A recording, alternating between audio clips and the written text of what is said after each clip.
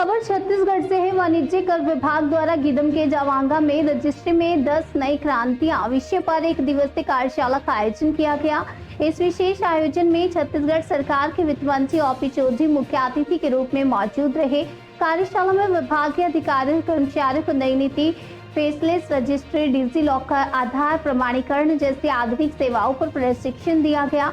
मंत्री चौधरी ने विभाग के 18.86% राजस्व वृद्धि की सराहना की, जिसमें वर्ष 2024-25 में 2979 करोड़ रुपए का राजस्व प्राप्त हुआ है। मंत्री ने अधिकारियों को निर्देश दिए कि नागरिकों तक घर बैठे पंजीयन की सुविधा, online search download, auto date generation और व्हाट्सएप सूचना सेवा जैसी नवाचारों को शीघ्र और प्रभावी ढंग से लागू किया जाए। उन्होंने कहा कि इन सुधारों से जनता को पारदर्शी और तेज सेवाएं मिलेंगी।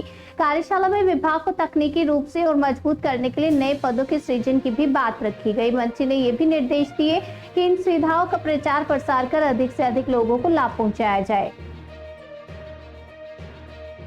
पंजीयन संबंधित मेजर 10 क्रांतियों का आगाज हमारे मुख्यमंत्री जी के नेतृत्व में पूरे प्रदेश में किया गया है और उसके वर्कशॉप हर जिले में आयोजित हो रहे हैं ताकि इन रिफॉर्म्स को जमीनी स्तर पर लागू किया जा सके और पंजीयन कार्यालयों में आने वाले प्रदेश के 40 से 50 लाख लोग जो हर वर्ष पंजीयन कार्यालय में किसी न किसी रूप में सेवा प्राप्त करने के लिए आते हैं, उनको अच्छी, पारदर्शी, भ्रष्टाचार मुक्त तरीके से सुविधाएं दी जा सके, इसके लिए 10 रिफॉर्म लाए गए हैं और इन पे वर्कशॉप किया जा रहा है। जैसे आधार इंटीग्रेशन करके गलत आदमी के नाम से गलत लोग की रजिस्ट्री ना कर दे या जगह का दूसरे जगह के नाम पे रजिस्ट्री ना कर दे, इसके लिए जियो टैगिंग, इस तरह के बड़े बड़े रिफॉर्म किए गए हैं। बंटवारा, हक त्याग जैसी चीज़ों में संपत्ति के मूल्य के 0.8% के बजाय केवल 500 रुपये प्रावधान कर दिया गया है। जो पेड़ों का पंजीयन शुल्क उसको 0 कर दिया गया है।